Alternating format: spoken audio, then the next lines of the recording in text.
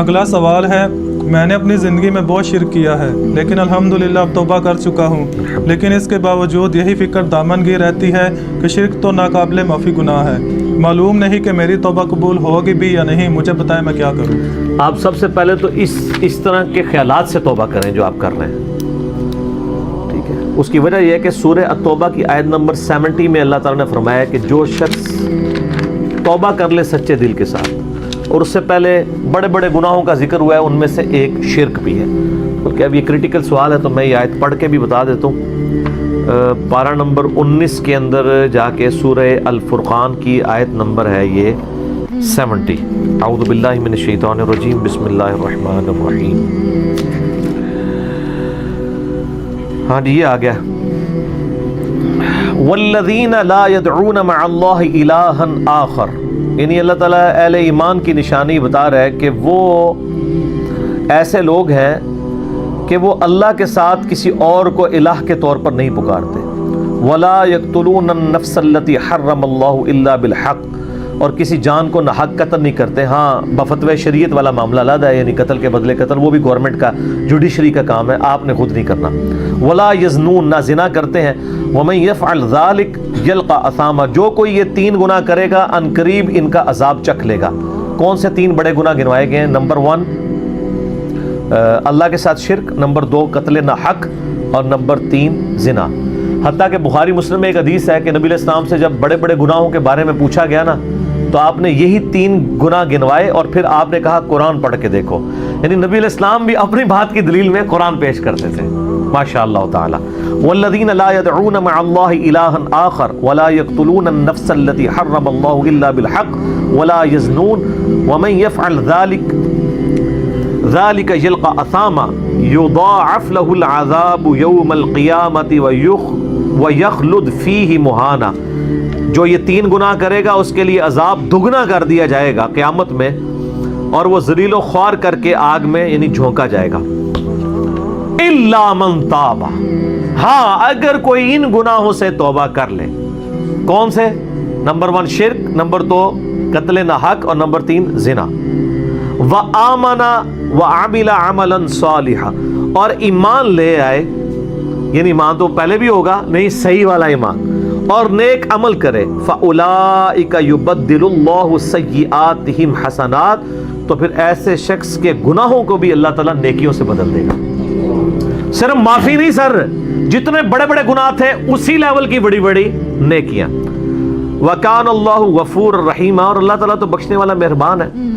وَمَن تَابَ وَعَمِلَ صَالِحًا، جو کوئی توبہ کرے اور نیک اعمال کرے، فَإِنَّهُ يَتُوبُ إِلَى اللَّهِ مَتَابًا، تو اللہ تعالیٰ کہتا ہے کہ میرے ذمے ہے اس کی توبہ کو قبول کرنا۔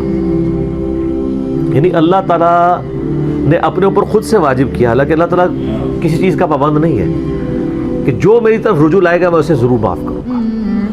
تو اگر کسی شخص کو اس طرح کا وہم آتا ہے نا، اور یہ وہم اس لیے بھی آ رہا ہوتا ہے، بعض اوقات لوگ یعنی اس کا ترجمہ کرتے ہوئے بالکل لفظی ترجمہ کر رہے ہوتے ہیں۔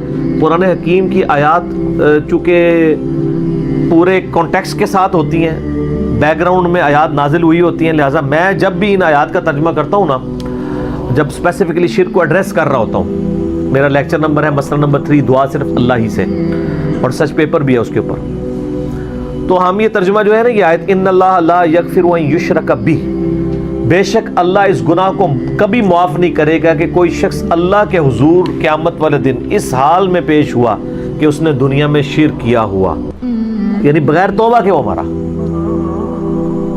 وَيَغْفِرُ مَا دُونَ ذَلِكَ لِمَن يَشَاءُ، اور شرک کے علاوہ ہر گناہ معاف کر دے گا، وہ بھی اوپن لائسنس نہیں، جس کے لیے چاہے گا۔ یعنی جو شخص شرک سے توبہ کیے بغیر گیا نا، اس کی تو توبہ ہے ہی نہیں قیامت میں۔ ہاں دنیا میں کر گیا وہ معاملہ علیحدہ ہے، قیامت میں اللہ سے اس حال میں ملا کہ اس نے دنیا میں شرک کیا ہوا اور توبہ نہیں کی ہے، تو اللہ تعالیٰ اس کا گناہ معاف نہیں کرے گا۔ وَمَن يُشْرِكْ بِاللَّهِ فَقَدْ ضَلَّ ضَلَالًا بَعِيدًا، جو کوئی شرک کرتا ہے وہ گمراہی میں دور جا پڑا، وَلِعَاذُ بِاللَّهِ تَعَالَى۔ دنیا میں تو میرے بھائی جامعہ ترمذی میں حدیث ہے، نبی علیہ السلام نے فرمایا موت کے غرغرے سے پہلے اللہ تعالیٰ توبہ قبول کرے۔ موت کے غرغرے سے مراد ہے نزع کا عالم طاری ہونے سے پہلے، جب کسی کو موت نظر آ گئی نا، اب وہ توبہ نہیں کر سکتا، وہ تو قرآن حکیم میں ہے نا، فرعون جب ڈوبنے لگا تھا تو اس نے کیا کہا تھا؟ میں ہارون اور موسیٰ کے رب پر ایمان لاتا ہوں، بنی اسرائیل کے رب پہ. تو اللہ تعالیٰ نے کیا فرمایا تھا؟ الآن، اب لایا ایمان. حالانکہ ایمان تو لے آیا تھا، وہ گرگرا تو وہ لے ہی رہا تھا نا، غوطہ تو کھا رہا تھا نا.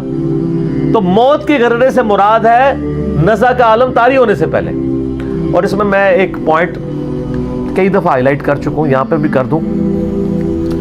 اگر آپ کو کسی شخص کے بارے میں یہ پتہ چل جائے نا کہ اس کو لا علاج بیماری لگ چکی ہے اور وہ اب کچھ عرصے میں ایکسپائر ہو جائے گا، جیسے کینسر ہے، یعنی ہم نے یہ لرن کر لیا نا کہ کینسر جب 3rd سٹیج کے اوپر پہنچ جاتا ہے تو وہ انسان بچتا نہیں ہے. جس شخص کو کینسر ہوا ہے یا سپوز اس کے گردے فیل ہو گئے یا دل بالکل ایج پہ پہنچ چکے ہیں، ایسے لوگوں کو یعنی پاکستان انڈیا میں تو لوگ چھپاتے ہیں کہ پہلے ہی نہ کہیں مر جائے. وہ سن کے کتنی رہن کن بات ہے کہ مسلمان جس کے لیے موت ایسٹ ہونی چاہیے، چلو کافر کو تو سمجھ آتا ہے، اس نے تو دنیا ہی کمائی ہے نا، مسلمان بھی مرنے سے پہلے مر جاتا ہے موت کا سن کے. ایسا تو نہیں ہونا چاہیے اصولاً. اور یہ ٹانٹ اللہ نے قرآن پاک میں یہودیوں کو دی ہے سورہ جمعہ کے اندر. یہ کہتے ہیں نا اللہ کے بڑے چہیتے ہیں، ان کو کہو کہ تم موت کی تمنا کرو اگر تم سچے ہو. اگر تم اللہ کے چہیتے ہو تو پھر موت تو تمہارے لیے خوشخبری ہونی چاہیے، لائبلٹی نہیں ہونی چاہیے، ایسٹ ہونی چاہیے. اب یہی تان ہمیں بھی آ رہا ہے. مسلمان کی حالت تو نہیں ہو چاہیے اس کو موت کا پتہ چلے تو جناب وقت سے پہلے ہی مرنے کی کوشش کرے. تو لیکن آپ یورپ امریکہ میں اگر کسی کو بیماری ہو نا، اس کو بتا دیا جاتا ہے کہ سر پلان کر لیں 6 مہینے ہیں، اور 6 مہینے بھی ان کے پلان ہیں، وہ 6 سال بھی ہو سکتے ہیں، 6 گھنٹے بھی ہو سکتے ہیں، وہ تو اللہ کی مرضی ہے، وہ ایک ایسٹیمیٹ بتاتے ہیں. یہاں پہ لوگ چھپا لیتے ہیں. اس کا نقصان یہ ہے کہ نہ وہ اپنی لائف کو یعنی کوئی وراثت کے پوائنٹ آف ویو سے مینج کر سکتا ہے، اور سب سے بڑھ کے اسے توبہ کی طرف آپ کو لانا چاہیے. میں تو کہتا ہوں نہیں، کسی کو کینسر ہو گیا ہے ابھی اس میں موت کا غرغرہ نہیں آیا، کو کینسر ہوا ہے نا، پتہ نہیں کب مرنا ہے، ٹھیک ہے نا، نزع کا عالم بھی نہیں ہے، اس کو سب سے پہلے بتائیں کہ بھئی تمہیں لا علاج بیماری ہے، تمہاری ڈیتھ کسی بھی وقت ہو سکتی ہے، اللہ کی طرف رجوع لاؤ. سر اس نے پوری زندگی بھی عیاشی کی تھی نا، وہ اپنی آخرت مینج کر سکتا ہے، وہ تو خیر کر سکتا ہے، ہمیں بھی اپنی آخرت مینج کرنی چاہیے. روزانہ مرنے سے پہلے توبہ کرنی چاہیے. روزانہ ہم مرتے ہیں نا، صحیح بخاری میں حدیث ہے نا، نبی علیہ السلام رات کو سوتے ہوئے کیا دعا مانگتے تھے؟ اللہم باسمک اموت و احیا، میں تیرے نام پر مرتا اور جیتا ہوں، یعنی سوتا اور جاگتا ہوں. کیونکہ صحیح بخاری میں حدیث ہے موت جو ہے وہ نیند کی بہن ہے. اور جب آپ صبح اٹھتے ہیں تو وہ بھی صحیح بخاری میں دعا ہے، الحمدللہ الذی احیانا بعد ما اماتنا والیہ النشور. تمام تعریفیں اس اللہ کے لیے ہیں جس نے مجھے مرنے کے بعد زندہ کیا، یعنی موت کے بعد زندہ کیا، اور میں نے پلٹ کے اس کی طرف جانا ہے. تو رات کو سونے سے پہلے توبہ کریں.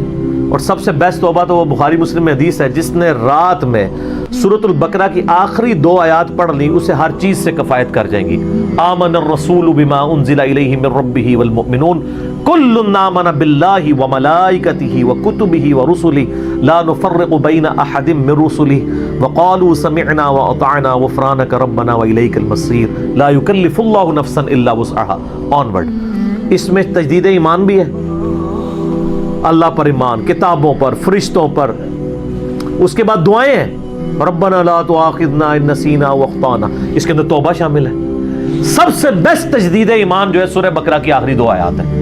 اور یہ ہمارے وظیفے میں ہم نے بلو کارڈ کے اوپر بھی لکھا ہے کہ نبی علیہ السلام نے فرمایا، اور یہ حدیث بخاری مسلم دونوں میں، جو شخص رات کو سونے سے پہلے سورۃ البقرہ کی آخری 2 آیات پڑھ لے، اس میں جو کچھ اللہ سے مانگا ہے وہ اس کو دے دیا جائے گا. یہ بھی الفاظ ہیں. تو اس میں کیا کچھ مانگا ہوا ہے؟ تو تجدید ایمان. پھر صحیح بخاری میں حدیث ہے کہ نبی علیہ السلام فرمایا، جو صبح یقین کے ساتھ ایک دفعہ پڑھ لے سید الاستغفار، اور شام سے پہلے اگر مر گیا سیدھا جنت میں جائے گا. اور اگر شام کو پڑھ لیا پورے یقین کے ساتھ، یقین سے مراد ہے کہ باقی توبہ کا اس کا ارادہ ہوا، صبح سے پہلے مر گیا سیدھا جنت میں. اللہم انت ربی لا الہ الا انت خلقتنی وانا عبدک وانا علی عہدک ووعدک ما استطعت اعوذ بک من شر ما صنعت ابوء لک بنعمتک علی وابوء بذنبی فاغفر لی فانہ لا یغفر الذنوب الا انت. یہ سید الاستغفار ہے. تو یہ وہ ہے توبہ جو روزانہ کرنی چاہیے، نزا سے پہلے پہلے، یعنی صبح پہ پڑھے، شام کو پڑھے۔ بلکہ مسند البزار میں صحیح سند کے ساتھ ہے کہ نبی صلی اللہ علیہ وآلہ وسلم ہر فرض نماز کے بعد بھی سید الاستغفار پڑھتے تھے، ہر فرض نماز کے بعد۔ ایک تو ہم پڑھتے ہیں نا اللہ اکبر استغفر اللہ استغفر اللہ استغفر اللہ اللہم انت السلام منک السلام تبارک یا ذا الجلال والاکرام۔ اس کے بعد آپ سید الاستغفار آیت الکرسی بھی پڑھیں، آیت الکرسی کے بارے میں بھی آیا ہے سنن نسائی الکبریٰ کے اندر صحیح سند کے ساتھ، ہم نے گرین کارڈ میں ڈالا ہے کہ جو شخص آیت الکرسی فرض نماز کے فوراً بعد پڑھے گا مرتے ہی جنت میں جائے گا۔ لیکن نماز پڑھے گا، خالی آیت الکرسی نہیں، نماز کے فوراً بعد، تو نماز بھی اس کو پڑھنا چاہیے۔ تو اس طرح یعنی تجدید ایمان والا یہ معاملہ بھی کرنا چاہیے، اور یہ وہم ہی نہیں بننا چاہیے کہ اللہ تعالیٰ معاف نہیں کرے گا۔ صحیح بخاری اور مسلم دونوں میں حدیث ہے کہ میں اپنے بندے کے گمان کے قریب ہوں، جو بندہ میرے لیے گمان کرتا ہے میں ویسا ہوں اس کے لیے۔ جو شخص یہ کہتا ہے اللہ مجھے معاف نہیں کرے گا تو اس کو واقعی اللہ معاف نہیں کرے گا، اور جو کہے گا کہ اللہ تعالیٰ مجھے معاف کر دے گا اسے اللہ معاف کر دے گا۔ تو انشاءاللہ تعالیٰ یہ کبھی ایسا نہیں کرنا چاہیے اللہ تعالیٰ سے نا امیدی والا معاملہ۔ آپ اپنے رب کے وعدوں پر، نبی صلی اللہ علیہ وسلم کے وعدوں پر یقین رکھیں کہ جس شخص نے سچے دل سے توبہ کی ہے اس کی نہ صرف توبہ قبول ہوگی سورۃ الفرقان آیت نمبر 70 کے تحت، بلکہ اس کے گناہوں کو بھی نیکیوں سے بدل دیا جائے گا۔ تو اللہ تعالیٰ رجوع لانے والوں کو پسند فرماتا ہے، بار بار رجوع لاتے رہنا چاہیے، اللہ تعالیٰ سے اپنے آپ کو آزاد نہیں کرنا چاہیے۔ نیکی کی ہو یا نہ کی ہو، گناہ کیا ہو یا نہیں کیا، یہ علیحدہ سے بات ہے۔ نبی علیہ السلام سے بڑھ کر کون نیک ہو سکتا ہے؟ صحیح بخاری میں حدیث ہے کہ میں بھی روزانہ 70 سے زیادہ دفعہ اپنے رب کی طرف استغفار لے کے آتا ہوں، استغفر اللہ و اتوب الیہ، نبی علیہ السلام۔ اور یہ 70 کا عدد آپ نے کثرت کے لیے بولا ہے۔ عربی میں 70 کا مطلب 70 ڈیجٹ نہیں ہوتا، 70 کا مطلب 1000 دفعہ بھی ہو سکتا ہے، 10,000 دفعہ بھی ہو سکتا ہے، 100 دفعہ بھی ہو سکتا ہے، کثرت کے لیے بولا جاتا ہے۔ تو استغفار تو بندے کی ضرورت ہے، یہ اللہ سے ایک نیکی ہے، اور ہر چیز کے ساتھ استغفار اٹیچ ہے۔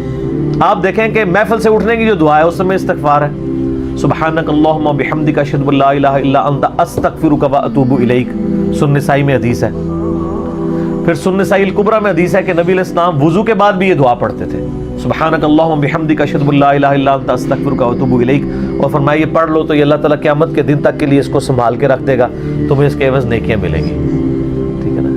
تو رجوع اللہ، استغفار، ہر وقت اللہ کی طرف رجوع لاتے رہنا چاہیے۔ اور سب سے بیسٹ یہ ہے کہ نماز کے تشہد کی آخری جو دعائیں والا پورشن ہے نا اس میں استغفار مانگیں، کیونکہ صحیح بخاری میں حدیث ہے جب درود شریف تشہد میں پڑھ چکو اس کے بعد جو چاہو اپنے رب سے مانگو، سجدوں میں بھی مانگے۔ صحیح مسلم میں حدیث ہے سجدے میں انسان اپنے رب کے سب سے زیادہ قریب ہوتا ہے، تم خوب رب سے دعائیں مانگا کرو۔ اور نبی علیہ السلام نے دعا بھی سکھا دی ہے، بخاری اور مسلم دونوں میں ہے کہ نبی علیہ السلام رکوع اور سجدے میں پڑھتے تھے سبحانک اللہم و بحمدک اللہم اغفر لی، یہ ہمارے وہ اذکار میں لکھا نا، سبحانک اللہم و بحمدک اللہم اغفر لی، تو اس میں دعا ہی ہے نا۔ پھر 2 سجدوں کے درمیان میں رب اغفر لی رب اغفر لی ہے۔ سر استغفار تو ہر جگہ ہی چل رہا ہوتا ہے، تو اللہ کی طرف رجوع لائے اور اللہ سے امید رکھیں۔